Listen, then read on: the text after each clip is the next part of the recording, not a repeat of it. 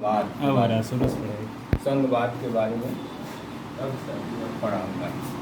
प्यारे बच्चों, मैं प्रहलाद सिंह आज आप लोगों को राजनीति विज्ञान में अध्याय 2 संघवाद, जो अंग्रेजी में फेडरलिज्म कहते हैं, उसके बारे में बताऊंगा। पिछले अध्याय में हम लोगों ने सत्ता की साझेदारी के बारे में पढ़ा था। तो सत्ता की साझेदारी में हम बताए थे कि शासन के विभिन्न स्तरों के बीच सत्ता का ऊर्ध्वाधर बंटवारा आधुनिक लोकतंत्रों में सत्ता की साझेदारी का एक आम रूप है।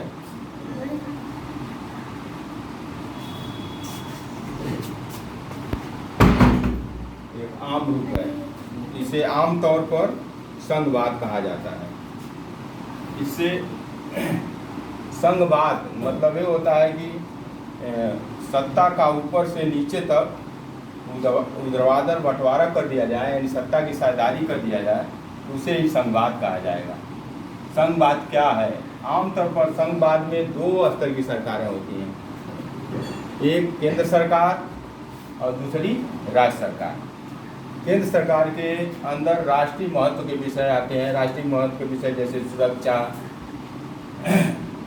नागरिकता और ये सब विषय आते हैं। और राज्य सरकार जो शासन के दैनिक कामकाज देखती है। लेकिन दोनों सरकारें आपस अपने अपने जगह स्वतंत्र होकर काम करती हैं। ये केंद्र सरकार राज्य सरकार के कामों में हस्तक्षेप नहीं करती है और राज्य सरकार अपना स्वतंत्र होकर अपना काम करती है।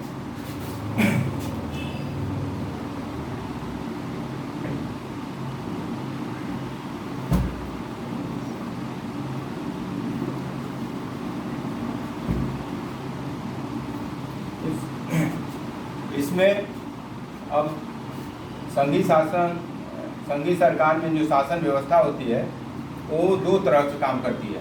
पहला है एकात्मक शासन व्यवस्था और दूसरी है संघीय शासन व्यवस्था।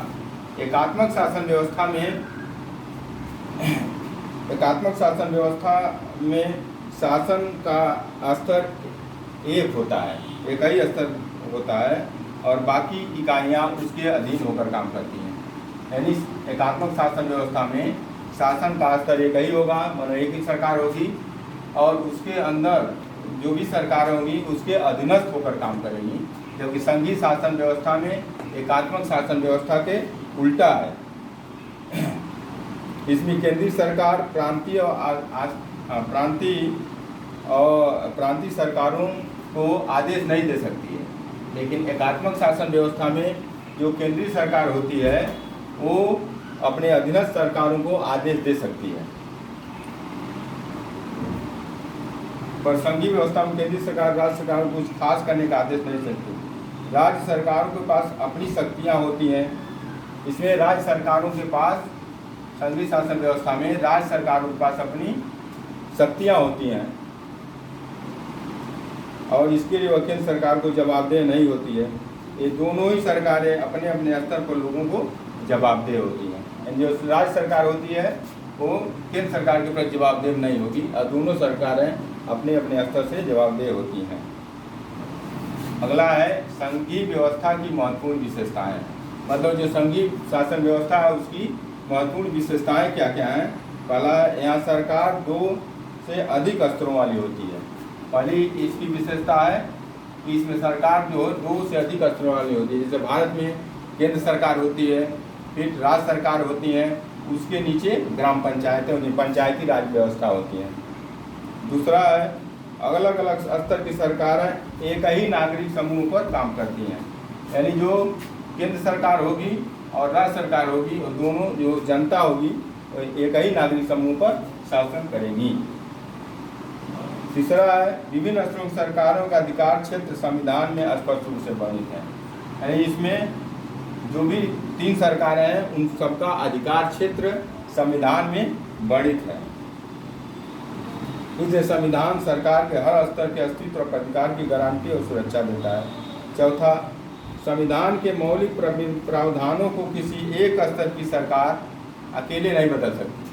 यानी संविधान के जो हमारे मौलिक अधिकार दिए हैं उसको कोई जब सरकार बदलना चाहे तो अकेले नहीं बदल सकती।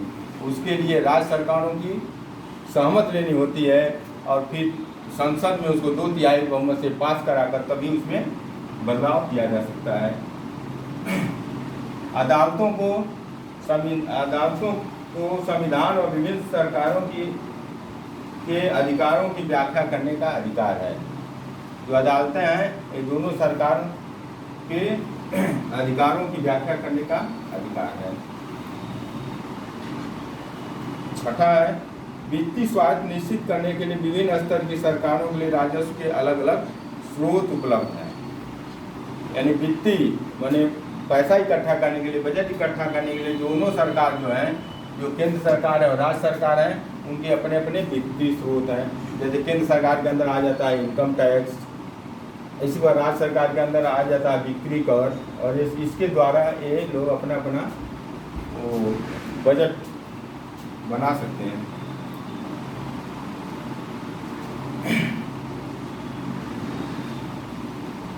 और आदर्श संघीय व्यवस्था में ये 2 पक्ष होते हैं। आदर्श संघीय व्यवस्था के 2 पक्ष, जो आदर्श संघीय व्यवस्था होती है उसके 2 पक्ष होंगे। पहला होगा आपसी भरोसा और दूसरा साथ रहने में सहमति। यानी जब केंद्र सरकार और राज्य सरकार दोनों में जब आपसी भरोसा होगा और एक दोनों के साथ रहने पर सहमत बनेगी तभी वह आदर्श संघीय व्यवस्था हो सकती है। संघीय शासन व्यवस्था जो होती है वो आमतौर पर 2 तरीकों से गठित होती है। संघीय शासन व्यवस्था आमतौर पर 2 तरीकों से गठित होती है। पहला है 2 या अधिक स्वतंत्र राष्ट्रों को साथ लेकर। जैसे मान लो जैसे अमेरिका में है तो अलग अलग स्वतंत्र राष्ट्र हैं और सबको मिलाकर एक संघीय व्यवस्था बनाया गया है। लेकिन इसमें जो राष्ट्र होते हैं पूरा स्वतंत्र होते हैं और उनको केंद्र सरकार जो होगी उससे अधिक अधिकार मिले हुए हैं। लेकिन दूसरा है बड़े देश द्वारा अपनी आंतरिक विविधता को ध्यान में रखकर राज्यों का गठन करना। लेकिन बहुत से बड़े देश हैं जैसे भारत है, इसमें भारत में क्या है 28 राज्य हैं और 9 केंद्र शासित हैं। पहले 29 राज्य थे और 7 केंद्र शासित प्रदेश थे। लेकिन जब जम्मू कश्मीर को तोड़कर उसको 2 केंद्र शासित बना दिया गया तो केंद्र शासित की संख्या हो गई 9 और राज्यों की संख्या हो गई 28। तो जो बड़े देश द्वारा अपनी आंतरिक विविधता के आधार पर ध्यान राज्यों का गठन करना है। जैसे भारत एक बहुत बड़ा देश है, उनके आपस में भाषा के आधार पर विविधता है, भौगोलिक दृष्टि से विविधता है, रहन सहन की दृष्टि से विविधता है। उन सबको ध्यान में रखते हुए अलग अलग राज्यों का गठन किया गया है। और इसमें जो केंद्र सरकार होती है उसमें को पावर अधिक होता है राज्य सरकारों से। लेकिन इसमें पहले में 2 या अधिक स्वतंत्र राष्ट्रों को साथ लेकर जब बनाया जाता है, इसमें जो स्वतंत्र राष्ट्र होते हैं उनके पास अधिकार ज़्यादा होते हैं केंद्रीय सरकार से। तो इस पर हम लोगों ने इस पहले लेक्चर में संघीय व्यवस्था के बारे में पढ़ा और समझा, और दूसरे लेक्चर में भारत की संघीय व्यवस्था के बारे में हम बताएंगे।